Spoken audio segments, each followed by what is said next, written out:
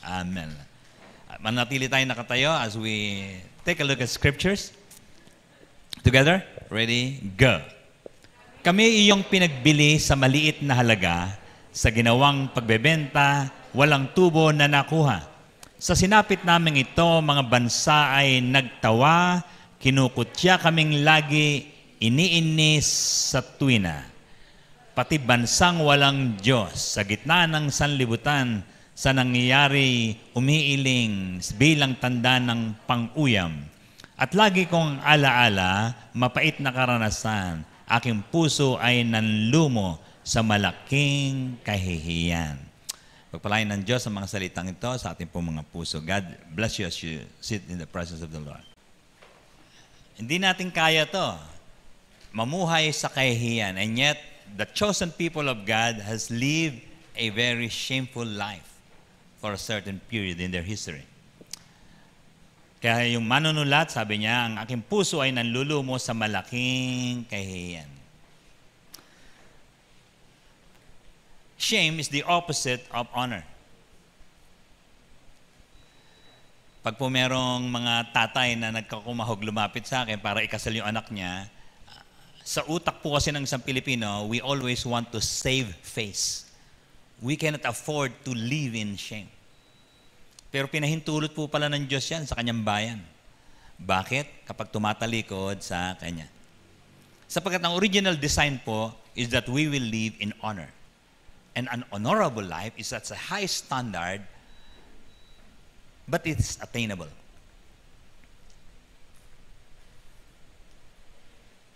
So, dalawang issue po ito sa buhay po natin. Ha? Direction po siguro o abutin. Yung bang kagalang-galang na buhay o kahiya-hiyang buhay. Ano na po ba meron ng mga bayan po natin? Ang nakakatuwa, kaya po tayo nagpupunta dyan sa mga bayan na yan, mga purok na yan, sa mga cell group natin yan. Tanim natin sa isip natin to, ha? We are going to the target areas to bring honor back to that barangay. Amen. Ha? Ang ganda po, ano? Imagine, dati naglalakad siya, lagi lang lulugo-lugo, malungkot. Ngayon, biglang sumasaya, sabik na sabik sa pagtitipon-tipon, and there is honor in the life of a poor person, of the sickly person before. Gusto ko lang ipakita sa inyo, nung binubuo pa lang po ng Diyos ang Israel, ito po talaga ang pinakamatayog niyang ideals. Hindi pwedeng mapahiya. Sabi niya, pagpapalain niya kayo, higit sa lahat ng bansang kanyang itinatag. Kayo ang bansang nakalaan sa kanya. At tulad ng kanyang pangako, kayo ay tatanggap ng papuri, katanyagan, at karangalan. Can you say this with me? Honorable life. That's what God wanted to those who believe. Hindi po pwede pala na tagpi-tagpi yung bahay mo, nakalubog ka sa utang, at hindi ka makahinga dahil sa iyong hindi gumagaling at di mapadoktor na karamdaman. Ano? Kayong mag-asawa, pagka nagkikita sa bahay, pag-uwi, ano? Nakangiti ka sa barkada, pag-uwi sa bahay, you became so miserable. There is no honor telling stories about your family. Papalitan po ng Diyos lahat yan pag nagpasakop sa kanyang pagtuturo. Amen? Gumagaling na ba tayo? Kasi tayo ay natuturuan. Ang kasunod po kasi noon ay magtuturo na tayo. Amen? Anong kayang-kaya mo nang ituro? Kasi naituro sa iyo ng Diyos. A disciple maker is first a disciple. Ganda, na? Tatanggap ng papuri. Amen? Ha? Hindi pwedeng anak po natin, binabatok-batukan kasi pikon, quitter, ano? Tapos nabubuli lagi, tapos walang alam sa school, hindi makapag-submit ng module, walang pupuri. Ay nako, hindi po pwede sa discipleship pala yan. Dapat po ay may honor, may tanyag, he's very much in fame, and is receiving honors. That's the goal of God. Amen? For Israel and for His church as well.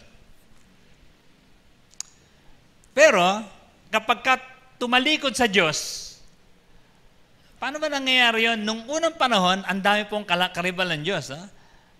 Tatayo sila ng isang baka na ginintuan, hindi naman humihinga, tapos sasabihin niya, ganito pa ang sasabihin nila, kung pagsamba sa ating Diyos, kusa naming itinigil, pwede ho bang laylo muna, laylo? Lord, laylo lang ho kami ha. Sandali lang po. At sa ibang mga Diyos doon kami dumalangin, ito yung mababatid pagkat sa iyo'y walang lihim. All of a sudden, marireverse po yun. Yung buhay ng marangal, bigla pong marireverse. Mapupunta po sila sa kahihiyan. Anong dahilan? Naglaylo. Nawala ng commitment kay Lord. No? Kasi si Lord, napakahalaga po kasi that you are a top fan. Amen. Ha? Sa FB, top fan ka. Pagdating kay Lord, laylo. Galingan naman natin pagdating sa Kanya. Amen? Ha?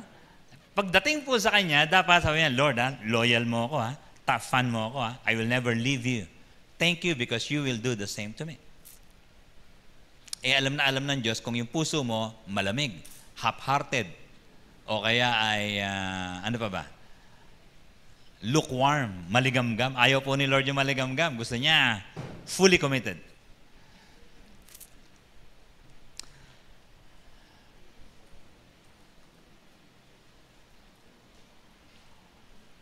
You don't like this kind of life. A life filled with dishonor. Nung araw po, ang tawag po sa mga Pilipino, the sick man of Asia. Third world. Umangat na po tayo except for this case, si coronavirus. At makakabawi rin po tayo kagad. Pero a pestilence is a season of dishonor.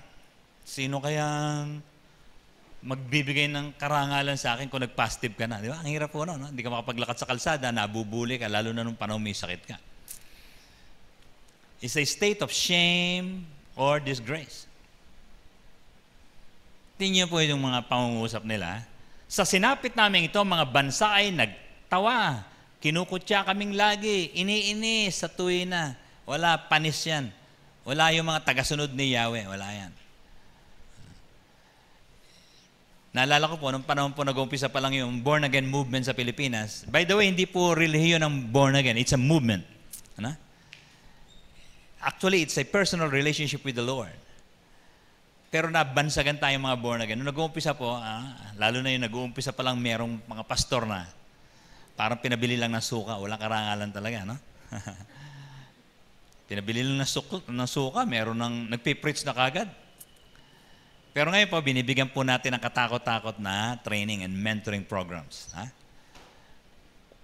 At ang bawat nagbubukas ng Biblia, may karangalan ngayon sapagkat alam niya ang kanyang sinasabi. Amen? Amen? Ha? Yung bang pagka nagde-devotion ka, alam mo, makukuha mo tama. Kasi you're confident the Spirit of God is with you. So, ano nangyari sa faith mo? Are you growing towards honor? O ang utak mo, tulad pa rin ng mga tinuro sa'yo ng mga ninuno. O pag nakatalikod, kunin mo. Pag wala yung boss mo, wala ka rin. Ha? Ganon.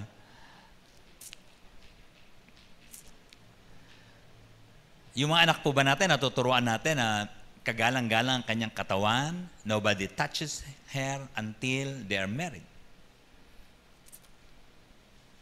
Tingnan natin itong dishonor, Unahin natin po yung marriage. Napakabigat po nito.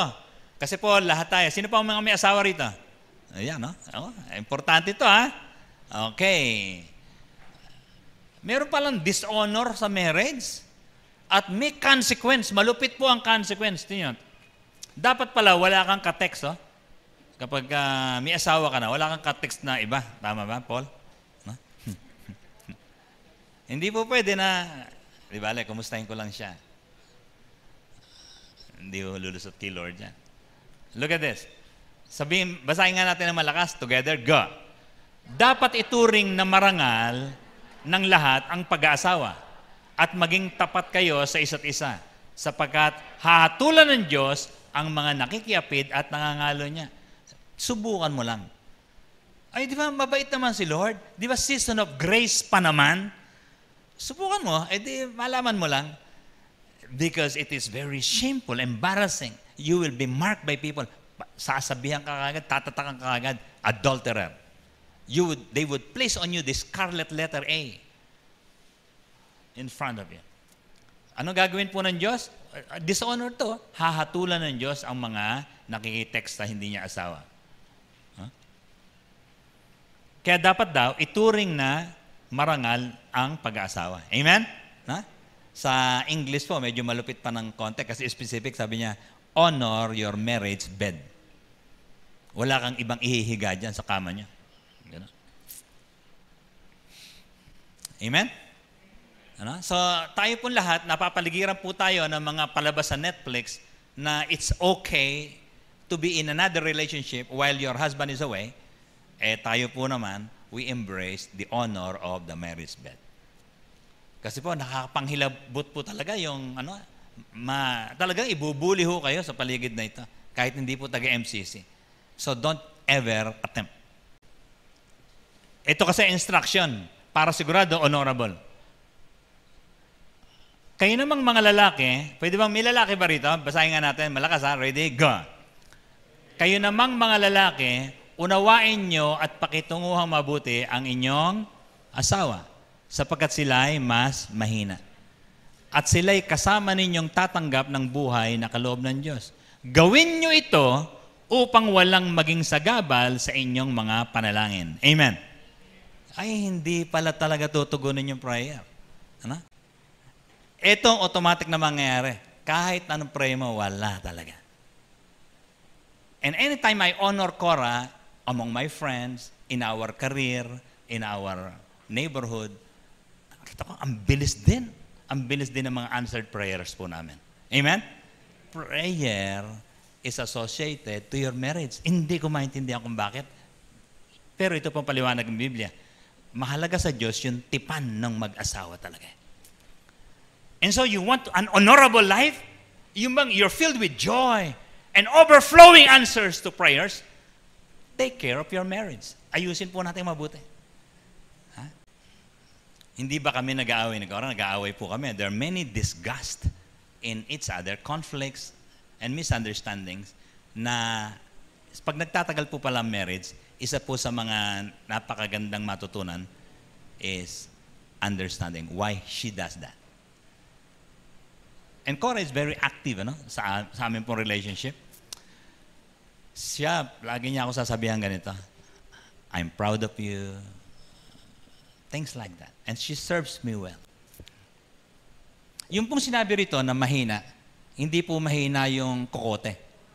Ang ibig sabihin lang po nito, weaker vessel po sa English po yan. Ibig sabihin nito, yung po ibig sabihin lang nun, weaker vessel means physically, they could not do that. Kaya po, ang dami po palang mga physical abuses in marriage. Kasi po, pag natalinuhan nyo ang lalaki, na-insulto po siya, dinadaan na lang niya sa suntukan talaga. Lalabas niya kagad yung mga dinamita, saka po yung mga grenade launcher. Magpapasalamat ka kapag there is high respect in the home. Amen. Magpapasalamat ka hindi dahil sa masaya ka, but your prayers will be answered by God easily. He looks at your relationship to check on answers to prayer. Galing ng Diyos, ano po? Amen? Palakpakan natin ang Panginoon.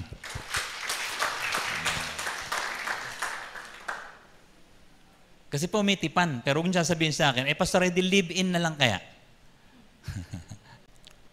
Anyway, sino po nanonood ng NBA? NBA. Meron po bang pang NBA dito? O sa alas 11 yun, ano? Sa alas 11 yun. Wala nanonood dito NBA. Grabe. Isa po sa mga pinakamasakit na nangyari sa akin this week, yung pagkatalo po ng GS. Mga ilang araw na po akong di nagtututulog at talagang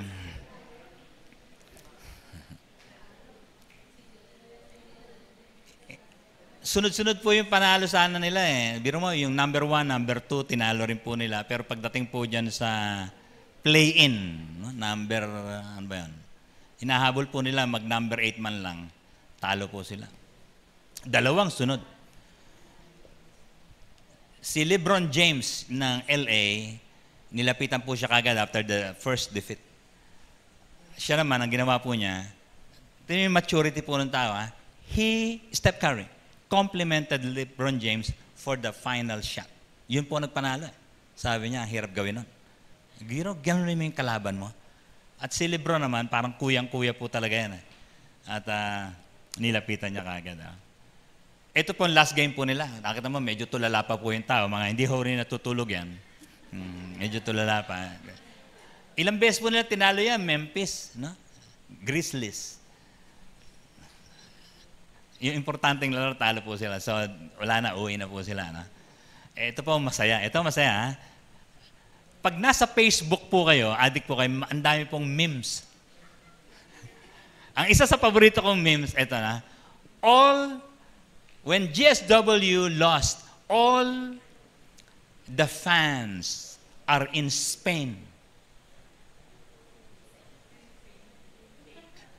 And the letter S is silent. Galing talaga sa Facebook. Pag gusto mong asarin yung isang tao, i-Facebook mo. Sumagot po si Draymond Green, yung pong kapartner po nito na veteran. Sabi niya, yeah, that's true. We are really in pain and we are way, way away from being a better team. Kasi po, nangapilay lahat yung mga player po nila, puro bata po yung mga team nila. Sumagot po si Steve Kerr sa mga reporter, sabi po ni Steve Kerr, we are still in a building mode. They're building their team. Can you answer maturely to strangers or friends alike when they ask you about your Spain?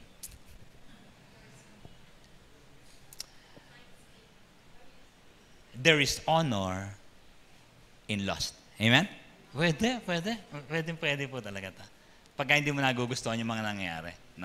Now, pinagbilinan po kasi tayo ng ganitong mga pangungusap. Sabi niya, igaling nyo ang lahat ng ito, ng tao. Generic masyado yan, pastor, ha? Oo. Lahat kasi ng tao, igagalang. At mahalin ang mga kapatid kay Kristo. Yun, specific na. Yung mga Christians, mahalin mo, ha? Yung mga non-Christians na hindi mo gusto yung ugali, respect them.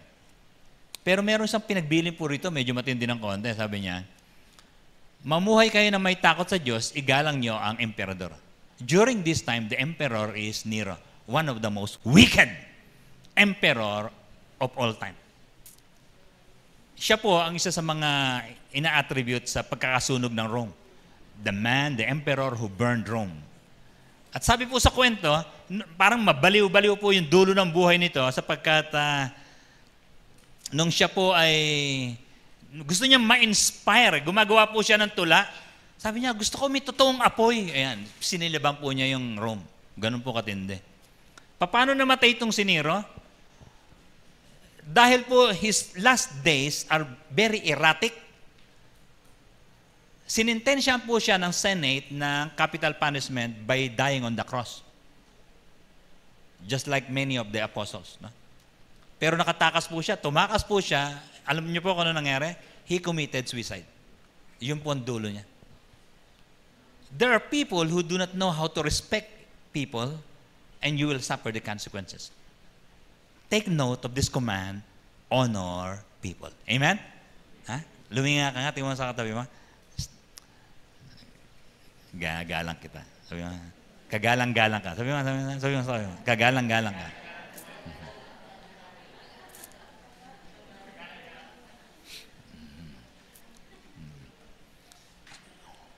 So, ito po, define natin konti. Pagpaparangal po kasi ay kaugalian dapat sa gawain ng Diyos. Amen? So, tingnan natin, honor. Number 1. Yung ibig sabihin po nito ay pagtataas. No? You lift up somebody in your life. Amen? You uphold people. Paglalagay po niya sa pedestal. Pagtatanghal. No? Nilalagay mo siya, parang laging merong birthday party. Parang lagi niyang birthday. At pagbibigay ng pugay, karangalan. You give a salute to somebody. No? Amen? Can we commit our lives to this kind of life? I will honor people. I will give a legacy of honor in our home and in myself.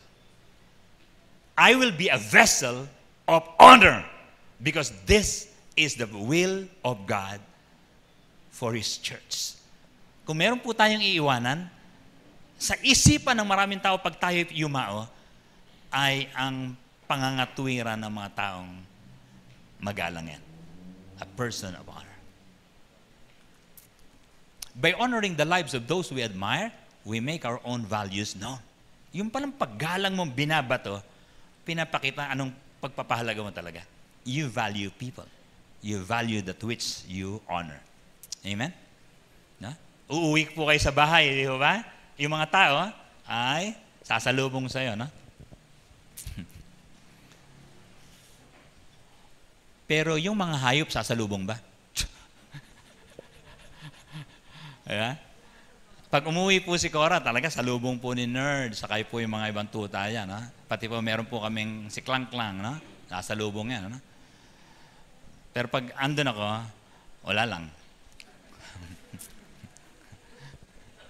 Hindi ho maibalik eh. Bakit? Nakakita nila, walang value sa hayop to. Hindi makahayop tong taong ito. Pero pag ako lang mag-isa uuwi, medyo sumasalubong naman. Sabi niya, ikaw na pinaka-importante rito, ikaw lang tao eh.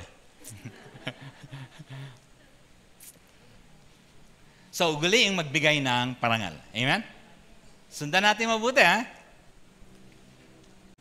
Ang sinumang lumalayo sa kasamaan ay katulad ng sisidlang natatangi. Bumubuo po kasi ang Diyos ng parang Israel uli eh. Ang tawag po niya sisidlan. Pag sisidlan niya po kasi ng Espiritu Santo, pero hindi basta-basta. Sabi niya, kailangan natatanging sisidlan. Anong gagawin? Lalayo sa kasamaan at magiging malinis karapat-dapat gamitin ng may-ari para sa lahat ng mabubuting gawain. Pag yung palasyo po kasi nung araw, ang dami po mga muebles niyan, saka mga kubyertos, nagagamit yung panghari. Kailangan po ay mataas ang uri at malinis. Hindi nagagamit yan ng basta-basta ng mga tao sa lansangan. Kailangan maharlika ka. Kaya sabi niya, dalawang bagay. May lalayuan ka, pero meron kang didikitan. Naalala niyo po ba ang Panginoon? Sabi niya, naglalakad ka, nakakita ka ng treasure, ang gagawin mo, bebenta mo lahat ng yung ari-arian para bilhin mo itong lupain na merong kayamanan. Hindi umaari na you keep the old habits. One day you would have to make a decision, kailangan iiwan ko talaga yung mga dati. Kasi yun lang ang pwedeng paraan para maging sisidlang marangal. A vessel of honor. And God is excited, always campaigning. Look, I'm here. One of novel call. Tinatawag po tayo ng Diyos. Hindi sa mga panglansangan lang, kundi sa isang maharlikang pagkakatawag, meron bang gustong tumugon dito? Pero may iiwanan at merong didikitan. Ano ba yung didikitan? Yun po yung church. Di ba? Tingnan itong sample po niya ng mga prinsipyong pangkaryan. No? Sa church relations po, nakakagalit-galit po rin tayo, di ba? Hindi lang sa marriage, di ba? Sa cell group, naku, dami ko ng report na tinatanggap dyan. Lipat nga ako, lipat. Ganun, no? At ang sagot po ay hindi. Kasi tinuturuan po namin kayong makisama sa mga masasamang ugali. Sino mang magsabi sa kanyang kapatid, ulol ka, ay manganganib na maparusahan sa apoy ng impyerno. Tingnan yung buhay na tinuturo sa atin ng Diyos. A life of honor, do not curse your brother. Kaya't kung mag-aalay ka ng handog sa Diyos at naalala mong may sama ng loob sa iyo ang iyong kapatid, iwan mo muna at makipagkasundo. Pagkatapos, magbalik ka at maghandog sa Diyos. Amen? That's a life of honor. That's how to be a vessel of honor. Hindi po pwede, simba ka ng simba, may kaaway ka. Hindi magsimba. Ayan, solve ka, di ba? Hindi, sabi ni Lord, iwanan mo yung handog at ikaw ay makipag-ayos. Makipag-ayos. Grabe ho yung mga karangalang binibigay sa atin ng Diyos. Sapagkat napakahirap po sumamba, di ba? Sa lugar na 5 piraso na nga kayo, hindi pa kayo nagkikita ng mata sa mata. So tutulungan tayo ng Panginoon Diyos, hindi, magpakumbaba ka, lapitan mo muna, ayusin niyo mabuti. Pag tinawag ka na mag-usap kayo, magpahinuhod na.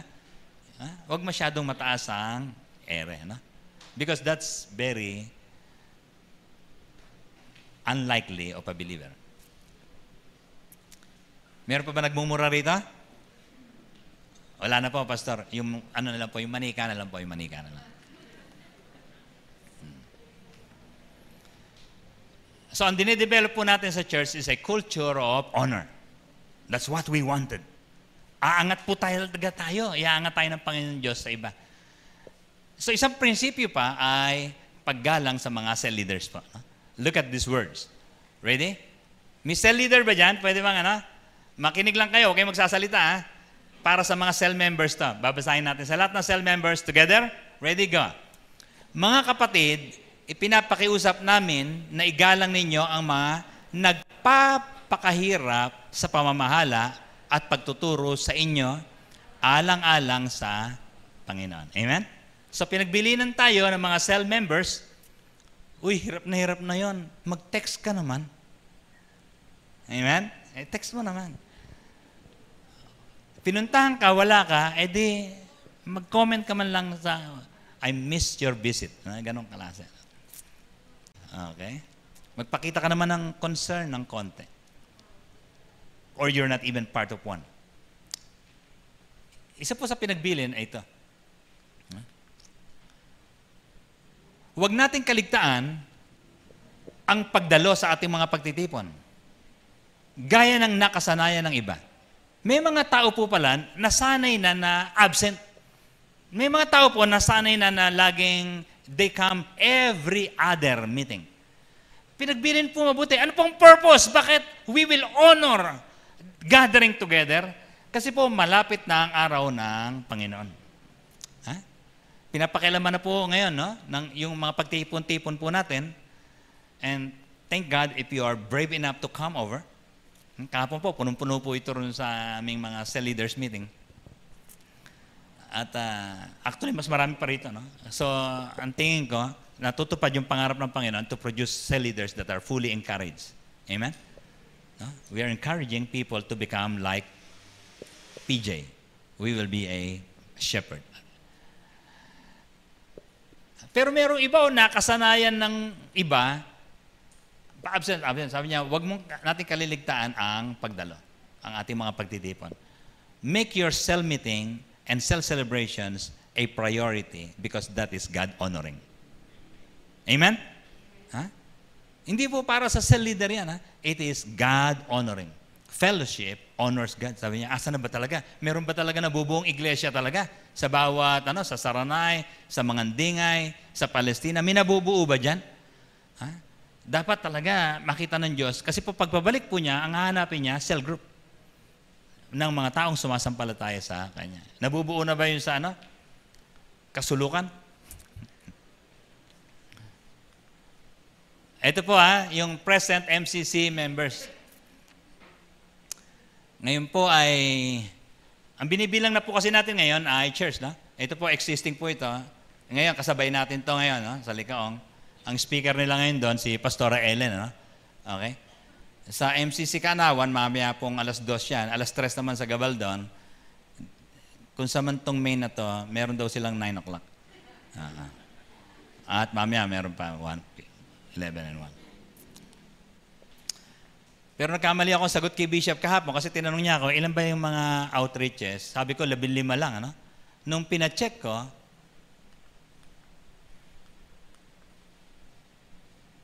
20, Bishop. 20.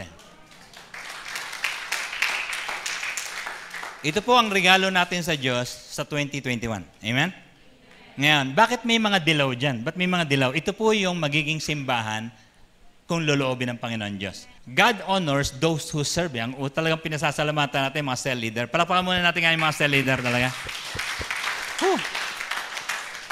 Sabi po ni Jesus to, sabi ni Jesus, ang naghahangad na maglingkod sa akin ay dapat sumunod sa akin. At saan man ako naroon, ay naroroon din siya. Follower ho talaga Pararangalan ng Ama ang sinumang naglilingkod sa akin. Grabe po ito. Napakatindi po nito. The Heavenly Father is watching those who are really pursuing the Great Commission. Yung pong nagpupunta sa mga sulok-sulok, inahahabol ng mga aso, nagdi-distribute ng suynil. Naka-imprento na po yung Start Up Your New Life. Naka-imprenta na, handa nang ipamigay kagad. And so, God is really amazed for what we are doing. Amen? Amen? For the glory of God. If there be a church that Jesus is excited to return about, babalik ako. Talaga, ko-congratulate ko yung MCC. Kasi po, tama po yung ginagawa po natin. Alam po niya, nagsisisi sa mga kasalanan ng mga tao, tumatalikod sa mga Diyos-Diyosan, at nakasubsob sa Biblia pagkagising sa umaga. Amen? That's what honors God. Ito po mga gospel workers, ito po yung mga cell leaders po natin. Amen? Ang mga host, grabe rin po, palapakan natin yung mga host po natin. Kahapon po ay pinasalamatan din po natin sila. At syempre, yung lagi pong sumasagot ng mga walang kamatayang sopas. Saka po, mabilis na matuyo. Ano mas mabilis matuyo? Sopas o lugaw? Palitan po yan. Magpinsan po sila eh. Okay? At pag special lang konti, may lomi. Okay? At siyempre po, yung mga intercessors natin, grabe, na? Woo! Online and on-site. Alright? Tapos po, salamat kila Bishop Oriel, kila Pastor Loy, Pastor Ramil, meron po silang online, no? Pastor Rafi, salamat po sa mga tumutulong sa atin para hindi tayo mamamatayan ng apoy. Amen? We are always encouraged. Amen? So, pakitext lang po si Pastor Ramil, pakichat po si Pastor Rafi. Thank you po, ha. Nakakaabot po yung mga turo nyo at kami po ay nai-encourage. Salamat po sa inyo. Amen? Tapos kunin nyo po kagad yung GCash po nila, magpadala po kayo kagad ng 500. Now, lahat ba yon yung 23, 24 churches, mangyayari kaya yon? Depende. Ito po ang warning sa atin ni Apostol Pablo. Sabi niya, wala nang ibang pundasyong maaring ilagay maliban sa nailagay na. Walang iba kundi si Jesucristo. Meron kasing nagtatayo na gumagamit ng ginto, pilak at mahalagang bato. Mayroon namang gumagamit ng kahoy, damo at dayami. Makikilala ang uri ng gawa ng bawat isa sa araw ng paghuhukom, sapagkat mahahayag sa pamamagitan ng apoy kung anong uri ang ginawa ng bawat isa. Kung ang itinayo sa ibabaw ng pundasyon ay hindi masunog, tatanggap ng gantimpala ang nagtayo ng cell group. Amen? Amen? Pagbutihan ko pala, it must be an honorable work. Hindi po pwedeng pagdating sa bahay, nasa porn site ako, pagdating sa church, banal na santong papa ako. Ano? May kanta po dyan nung araw, di ba? Santong kabayo, banal na aso, naaasar ako, he. Tindi ho nun. Anointed ho yung kantang yan, ano? Kasi po pala, meron pong masusunog na gawain talaga. Merong hindi magpapatuloy. Merong talagang kasi wrong motive. Yung iba, sabit-sabit lang. Kailangan po, alagaan natin mabuti. Tama yung motive. Laging salita lang ng Diyos na binibigay. Wala pong magtitinda ng Natasha. No?